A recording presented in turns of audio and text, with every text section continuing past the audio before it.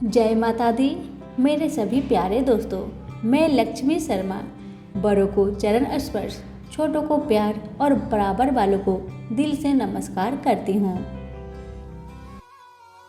आज आप सुनेंगे रविवार की 5 कहानियाँ एक साथ। सुनने मात्र से मिलेगी धन धान्य, समृद्धि, संपूर्ण रोगों से मुक्ति। सभी प्रेम से बोलिए सूरज भगवान की जय। कथा। किसी गांव में एक बूढ़ी माई रहती थी। रविवार के दिन गोबर से अपने घर को लिपना उस बूढ़ी माई का अटल नियम था। वह बूढ़ी माई रविवार के दिन भर उपवास रहकर शाम को अन्न निर्मित खाद्य तथा फल भगवान सूर्य देव को अर्पित करती तथा उस प्रसाद को सूर्य अस्त होने से पहले ही ग्रहण कर लेती थी। इसी तरह प्रतिदिन पूजा पाठ करने के कारण बुढ़िया का घर धन धान्य से भर गया। उस बुढ़िया के घर में हमेशा अन्न धन का भंडार भरा ही रहता था। यही सब देखकर पड़ोसन उससे जलने लगी और मन में सोचने लगी कि ये बुढ़िया मेरे गाय के गोबर से लीपने पोतने के कारण ही सुख समृद्धि शालिनी बन गई है। अब बुढ़िया की पड़ोसन अपनी गाय का गोबर बुढ़िया को नहीं देना चाहती थी, इसलिए वह अपनी गाय को घर के भीतर ही बांधे रखती थी और इसी कारण दूसरे रविवार के दिन अपना घर लीपने के लिए बुढ़िया गोबर ना पा सकी, इसलिए बड़ी असुविधा हुई। अपने नियम में बाधा पड़ने के कारण वह बूढ़ी माई बड़ी दुखी हुई। मानसिक चिंता के कारण बुढ़िया उस दिन भगवान सूर्य देव को कुछ भी अर्पित ना कर सकी और न तो स्वयं ही प्रसाद रूप में कुछ ग्रहण किया। शाम को वह भूखी प्यासी चिंतातुर होकर दुखी मन से सो गई। रात्रि में भगवान सूर्य नारायण ने उस बुढ़िया को सपने में दर्शन देकर कहते हैं, ए बूढ़ी माई, तेरा दुख का कारण क्या है, मुझे बताओ। तब बूढ़ी माई ने दुखी मन से कहा कि आज गोबर न मिलने के कारण मैं नियम अनुसार आपका पूजन न कर सकी। मेरा नियम तो भंग हो गया। इसी एक बात से मैं अत्यंत दुखी हूँ। बूढ़ी माई की बातों से दरियाद होकर सूर्य भगवान कहते हैं कि मैं तुम्हें एक गाय देता हूँ जिससे तुम्हारी इच्छा पूर्ण होगी। मैं तुम्हारी व्रत पालन की निष्ठा से अत्यंत प्रसन्न होकर तुम्हें वरदान देना चाहता हूँ, अर्थात अब से सदैव तुम्हारा घर धन पुत्र आदि से संपन्न रहेगा। इतना कहकर भगवान वहीं अंतर ध्यान हो गए। सुबह उठने पर बूढ़ी माई ने अपने आंगन में एक बछड़े वाली गाय को देखा तो बूढ़ी माई को रात्रि में देखे हुए सपने की बात याद आने लगी। बूढ़ी माई ने गाय को घर से बाहर बांधकर उसके चारे की व्यवस्था की। बुढ़िया माई के दरवाजे पर बंधी हुई गाय को देखकर उस पड़ोसन को आश्चर्यचकित हुआ और उस समय गाय के स्वर्णमयी गोबर के परित्याग से उसकी पड़ोसन विस्मित हो गई। उसकी पड़ोसन ने उस स्वर्णिम गोबर के स्थान पर अपनी गाय का स्वाभाविक गोबर रखकर उसे उठा लिया, परंतु बूढ़ी माई उसके इस कपट चरण भेद को ना जान सकी।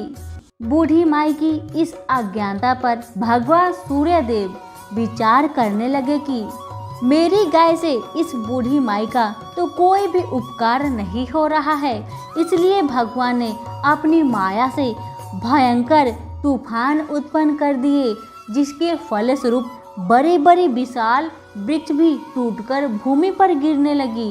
इस विषाणकारी दृश्य को देखकर बूढ़ी माई ने अपनी गाय को घर के भीतर ही बांध दिया। प्रातःकाल उस गाय से बूढ़ी माई को स्वर्णिम गोबर प्राप्त हुआ। बुढ़िया माई अत्यंत प्रसन्न हुई और वह उसकी सुरक्षा के लिए नित्य ही गाय को घर के भीतर बांधती रही। बूढ़ी माई की सावधानी से अब उसकी पड़ोसन का कोई बस नहीं चलता था। एक दिन पड़ोसन ने बूढ़ी माई की गाय छीन लेने के इरादे से एक चाल चली। उसने राजा के पास जाकर निवेदन किया कि हे महाराज, मेरी पड़ोसन बुढ़िया के पास एक अद्भुत गाय है जो हर रोज सोने की गोबर देती है। अतः वह गाय यदि महाराज आपके पास रहे तो उससे जनता का बहुत ही उपकार हो सकता है। राजा ने उसके प्रलोभन में आकर अपने सिपाहियों को आदेश दिया कि तुम लोग जाकर उस गाय को यहाँ ले आओ। सिपाहियों ने तुरंत आज्ञा का पालन किया। अब वह गाय का गोबर उठाकर न ले जाने पाए। आदेश देकर राजा महल में चले गए। उस दिन की रात में राजा को प्रसन्नता का कारण नींद नहीं आई। राजा सवेरे होने की प्रतीक्षा उत्सुकता पूर्वक करने लगे। सुबह गाय के पास जाकर जब राजा देखते हैं तो वहाँ पर स्वाभाविक गोबर के अलावा और कुछ भी नहीं था। ये देखकर राजा की क्रोध अग्नि भड़क उठी और उसने उसी समय बूढ़ी माई को बुलवाया और राजा ने उस बूढ़ी माई से पूछा, क्या तुम्हारी गाय सोने का गोबर देती है? इस बात की सूचना पर मैंने तुम्हारी गाय मंगवाई है। फिर क्या कारण है कि तुम्हारी गाय वैसा गोबर नहीं दे सकी? राजा की बात सुन बूढ़ी माई कहने लगी, महाराज, गाय के गोबर से घर लिपना मेरा नित्य नियम का काम है। मैं दिन भर व्रत रहकर सायंकाल भगवान सूर्य को नैवेद्य अर्पित कर उस प्रसाद को ग्रहण करती हूँ। मेरे पास जब अपनी गाय न थी तो मैं पड़ोसन के गोबर से घर लिपती थी। देव योग से गोबर के अभाव से मैं एक दिन अपने नियम का पालन न कर सकी। उसी दिन में रात्रि में भूखी ही सो गई और रात्रि में भगवान ने सपना देकर मुझे यह गाय प्रदान की है। मेरी इस सियालू पड़ोसन ने आपको सूचना देकर मेरी गाय मुझसे छिनवा ली है। गाय के संबंध में मैं बस इतना ही जानती हूँ। बूढ़ी माई की बातें से संतुष्ट होकर राजा ने कहा, बूढ़ी माँ, मुझे क्षमा करो, मैं अज्ञानतावश तुम्हारी गाय को मंगवा लिया है। अब मैं तुम्हारी गाय तुम्हारे घर भेज देता हूँ। इस कार्य के निमित्त तुम्हारी पड़ोसन अपराधी है और उसे इसका दंड अवश्य मिलेगा। अपनी गाय वापस पाकर बूढ़ी माई बहुत खुश हुई और अपने घर को चली गई। इसके बाद राजा ने उसकी अपराधीन पड़ोसन को बुलाकर उसे उचित दंड दिया। उस दिन राजा ने अपने नगर में घोषणा करवा दी कि रविवार के दिन सभी नगरवासी दिन भर व्रत रहकर सूर्य देव का पूजन करें। राजा स्वयं भी रविवार के व्रत के नियम का पालन करने लगे। व्रत के प्रभाव से राजा दिग्विजय करता हुआ अपने राज्य का विस्तार करने लगा। व्रत करने वाले पर सूर्य भगवान प्रसन्न होकर उसे धन्य धान्य से समृद्ध और संपूर्ण रोगों से मुक्त कर देते हैं। इस व्रत के प्रभाव से अंधे और कुष्ठी मनुष्य को विशेष लाभ होता है। सभी प्रेम से बोले सूर्य नारायण की जय हो। कथा पसंद आने पर लाइक, शेयर, कमेंट जरूर करें। धन्यवाद।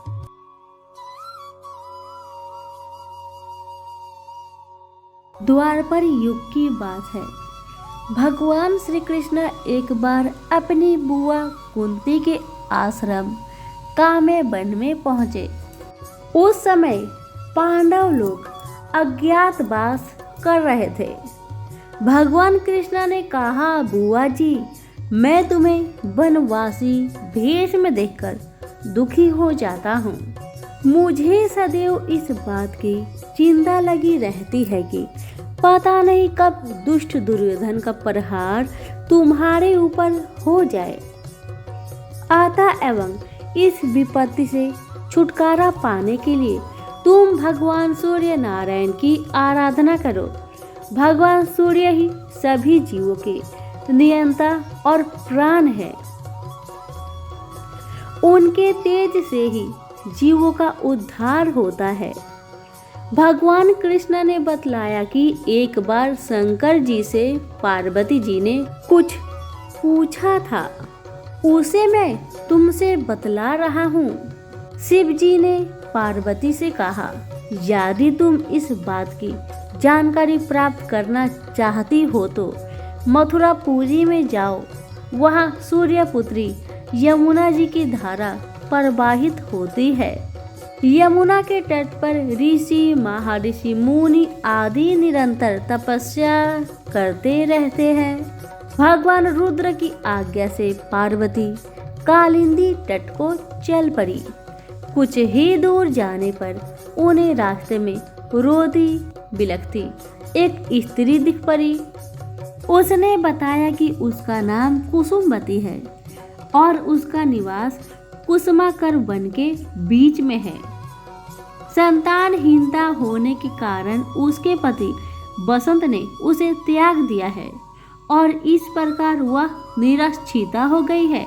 पार्वती जी उस स्त्री को साथ ले आगे चली गई। उन्हें रोती हुई एक दूसरी स्त्री मिली। उसने बतलाया कि मेरा नाम गंगा है। मेरे पति महाराज संतानों ने पुत्रों के जीवित न रहने के कारण मुझे अपमानित किया, जिससे मैं दुखी होकर घर चली आई हूँ। इसी कारण थोड़ी दूर जाने पर मधुबन में माधवी नाम की एक स्त्री और मिली, जो पति के वैभव का नाश होने के कारण घर से निकाल दी गई थी। इसके अंतर आगे जाने पर कुमुद वन में कुमुदा नाम की एक स्त्री से भेंट हुई, जिसके पति को राजा ने बंदी बना लिया था और वह व्याकुल होकर विलाप कर रही थी। उन सभी स्त्रियों को साथ लेकर पार्वती जी यमुना तट पर जा पहुंची।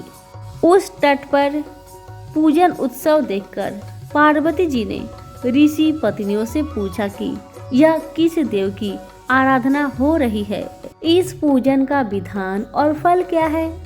उनकी बात सुनकर एक ऋषि पत्नी ने कहा, यह जगत पिता सूर्य नारायण का व्रत है और सभी मनोरथों को पूर्ण करने वाला है।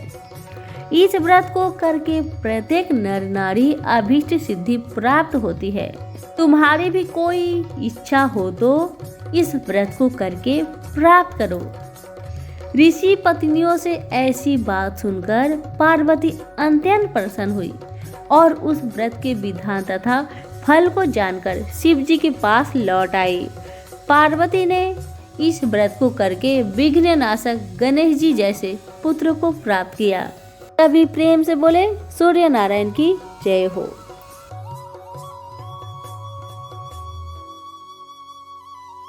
कथा। इस व्रत की कथा का उल्लेख भविष्य पुराण में इस प्रकार हुआ है।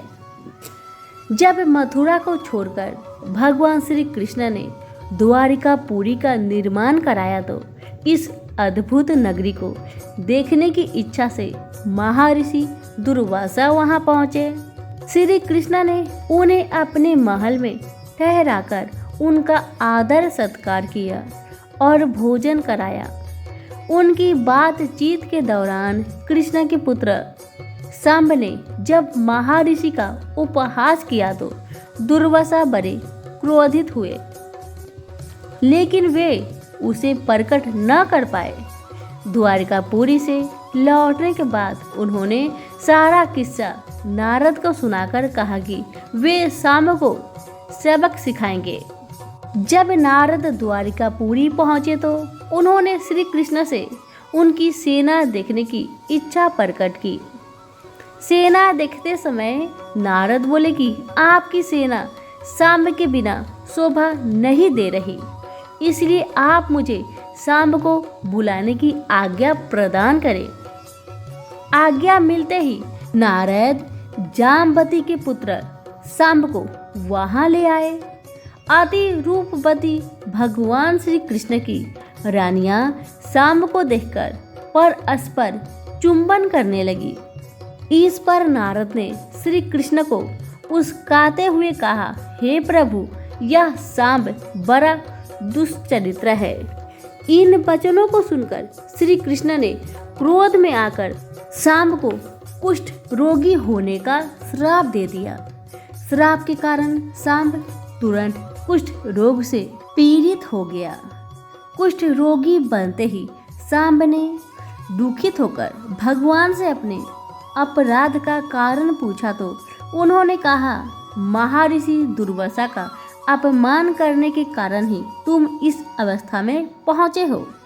जो व्यक्ति अपने से बड़ों तथा गुरुजनों का अपमान करते हैं वे पाप के भागी होते हैं। यह सुन सांब ने श्री कृष्ण के चरण पकड़कर कहा, भगवान मुझे अपने अपराध के लिए क्षमा करे तथा कुष्ठ रोग से छुटकारा पाने का उपाय बताए। तब श्री कृष्ण भगवान ने कहा, तुम रविवार का व्रत करो। गोबर द्वारा भूमि पर गोल मंडप बनाकर लाल पुष्प और लाल अक्षत से सूर्य देव की पूजा करके उन्हें गंगा जल से अर्घ्य दो। इससे तुम्हारा कुष्ठ रोग दूर होगा और समस्त मनोकामनाएं पूर्ण होगी। इस व्रत को जब सांब ने पूर्ण श्रद्धा व विश्वास से विधिवत किया तो उसके प्रभाव से उसका रोग दूर हो गया और उसने फिर से अपने रूप यौवन को प्राप्त किया। तो सभी प्रेम से बोलिए, सूर्य भगवान की जय। सूरज भगवान रोज उठते और जग में प्रकाश देने चले जाते। एक दिन भगवान को लगा कि राणा दे सूखती चली जा रही है, तो राणा दे से पूछा कि तुम्हारे मन में क्या है। राणा दे बोली, मेरे मन में खीर खांड के भोजन की इच्छा है। भगवान बोले, मांगा भी तो क्या मांगा, ये तो हम रोज ही खाते हैं। राणा दे बोली, भगवान आप खीर खांड के भोजन जिमते हो, मैं तो खट्टी रब जिमती हूँ। भगवान बोले, राणा दे तुम झूठ बोलती हो, एक जैसा भोजन मेरी माँ हमको देती है। राणा दे बोली, सुबह आप मेरी थाली ले लेना, मुझे अपनी थाली दे देना, फिर आपको सब पता लग जाएगा। दूसरे दिन जिमते समय भगवान ने पानी के गिलास को टक्कर देकर गिरा दिया। माताजी बोली, तुम मत उठो, मैं दूसरा गिलास भर देती हूँ। माताजी गई, इतने में भगवान ने थालियाँ बदल दी। राणा दे ने तो जल्दी ही खीर खांड के भोजन कर लिए, पर सूरज भगवान को खट्टी राब भाई नहीं और थाली पर बैठे रहे। माताजी बोली, आज इतनी देर क्यों लगा दी। भगवान बोले, आज तो खीर खांड खट्टी लग रही है। माताजी बोली, राणा दे की थाली आपने क्यों ली। भगवान कहने लगे, माँ अपने घर में आप 2 जने और मैं जिसमें भी 2 भात, मैं नियम पालन वाला और मेरे ही घर में ऐसा होता है तो दुनिया में क्या होता होगा। घर में सबका खाना एक जैसा बनाओ। वहाँ से वो कुम्हार के यहाँ गए और बोले, 2 पेट की हांडी किस कुम्हार ने बनाई। रतन कुम्हार को लगा आज तो भगवान आए हैं, माँ जी तो 1 टका देती है, ये 2 टका देंगे। और कुम्हार बोला, मैंने बनाई। भगवान बोले, आज के बाद 2 पेट की हांडी बनाए तो तेरे सहस्त्र पेट कर दूंगा। कुम्हार बोला, मेरा तो 1 पेट भरना मुश्किल है, सहस्त्र हो गए तो मैं क्या करूंगा। मैं अब 2 पेट की हांडी नहीं बनाऊंगा। इस तरह सूरज भगवान ने दुभांड मिटाई। तो सभी मिलकर बोलिए, सूरज भगवान की जय हो। एक गांव में माँ और बेटी रहा करती थी। दोनों सूरज भगवान का व्रत करती थी। एक बार सूरज जी के व्रत के दिन माँ पानी भरने गई तो बेटी को 2 रोट बनाने के लिए कह गई। बेटी ने 2 रोट बनाया, एक बड़ा दूसरा छोटा। बड़ा रोट माँ का था, छोटा रोट बेटी के लिए था, क्योंकि इस व्रत में रोट पूरा खाना चाहिए और जूठा नहीं बचना चाहिए। इसलिए बेटी अपने लिए छोटा रोट बनाती थी ताकि नुकसान ना हो, और इस व्रत में एक रोटी ही खाते हैं। इस दिन बिना नमक मिलाए रोट बनाते हैं। लड़की अपने माँ के लिए रोट बना रही थी कि सूरज भगवान साधु का वेश धारण किए भिक्षा मांगने आए। लड़की ने कहा, बाबा आप थोड़ी देर बैठिए, मेरे पास तो कुछ भी नहीं सिवा इस रोट के। अभी मैं अपने माँ के लिए रोट बना रही हूँ। जब मैं अपने लिए बनाऊंगी उस रोट में से आपको थोड़ा तोड़ के दे दूंगी। बाबा ने कहा, देना है तो अभी दो, नहीं तो मैं जा रहा हूँ। लड़की ने माँ की रोट में से एक टुकड़ा तोड़कर बाबा को दे दिया। जब माँ वापस आई तो रोट का टुकड़ा टूटा हुआ देखकर नाराज हुई और कहा, धिये दे बाई धिये दे, रोटा माइली कोर दे, मारो दे पन सारो दे। माँ अपनी बेटी को मारने लगी। बेटी मार से बचने के लिए वहां से भागकर जंगल में चली गई और बर के पेड़ पर चढ़कर बैठ गई। सूरज भगवान ने सोचा कि इसको मेरी वजह से घर से निकलना पड़ा है तो इसकी रक्षा मुझे ही करनी पड़ेगी। सूरज भगवान रोज चूरमे का एक लड्डू और पानी का एक लोटा उस लड़की के पास भेज देते थे। लड़की मजे से खा खाकर वहां ही बैठी रहती थी। एक दिन एक राजा शिकार खेलता हुआ उधर से जा रहा था। राजा थक जाता है और वहां पर विश्राम के लिए उस बर के पेड़ के नीचे ही रुक जाता है। उसके साथ आई नाई से कहा कि थोड़ा पानी मिल जाता तो प्राण बच जाते, प्यास से जान निकली जा रही है। यह सुनकर उस लड़की ने अपने लोटे में से चुल्लू भर पानी डाल दिया। राजा ने फिर कहा कि आधी जान तो बच गई, यदि थोड़ा पानी और मिल जाता तो आधी जान और भी बच जाती। यह सुनकर लड़की ने चुल्लू भर पानी और डाल दिया। राजा को बताया कि राजा जी तुम रानी के लेकर आए हो या जाटनी लाए हो। जाटो जैसा रोट बनाया आप खाओगे तो आपका पेट दर्द होने लगेगा और रानी खाएगी तो राजकुमार का पेट दर्द होगा। राजा की रानी ने बात सुन ली और रोट को कटोरी के नीचे छुपा दिया और मन ही मन सूरज भगवान से सहायता के लिए विनती करने लगी। जब राजा आया और पूछने लगा कि कटोरी के नीचे क्या है, फिर राजा ने स्वयं ही कटोरा उठाया तो उसके नीचे सोने का सिक्का निकला। राजा ने कहा, बोदे से पीहर वाले ऐसे बिदरी भेजते हैं क्या? कुछ दिनों बाद रानी एक दिन खिड़की से बाहर की तरफ देख रही थी तो उसने देखा कि उसकी माँ झालरे बेच रही है। उसने अपनी माँ को वहां बुला लिया। इतने में नौकर चाकरों में वह भी पड़ी रहेगी और किसी को पता भी नहीं चलेगा कि उसकी माँ है। यह सोचकर उसने अपनी माँ को बुलाया, लेकिन वह आते ही फिर से वही बात दोहराने लगी, धिये दे माई धिये दे, रोटी माइली कोर, महरो दे पन सारो दे। यह सुनकर रानी सोची कि ऐसा तो सबको पता चल जाएगा कि यह मेरी माँ है तो देवरानी और जेठानी सब मेरी हंसी उड़ाएगी। उसने माँ को एक कोठी में बंद कर दिया और उसके ताला लगा दिया। राजा के आते ही रानी की देवरानी और जेठानी ने कहा कि आप रानी लाए हो या डायन भूतनी?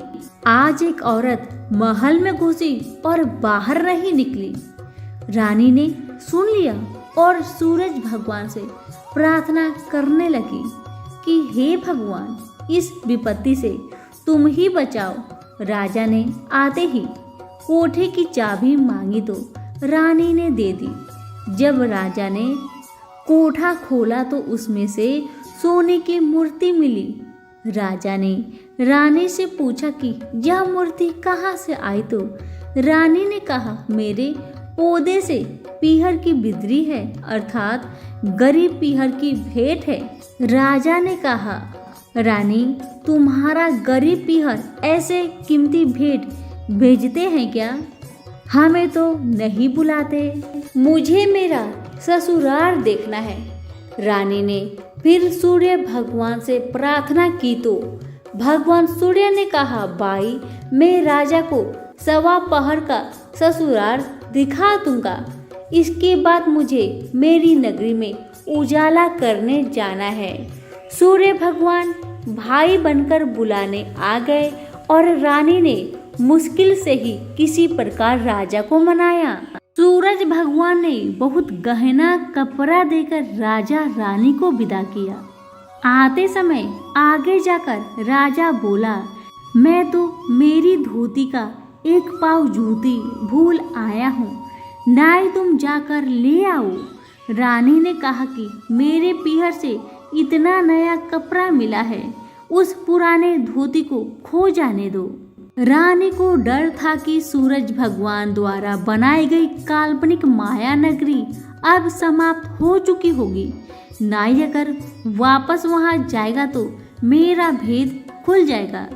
राजा को रानी पर संदेह हो गया था, इसलिए वह उस भेद का पता लगाना चाहता था। उसने नाई को भेज दिया।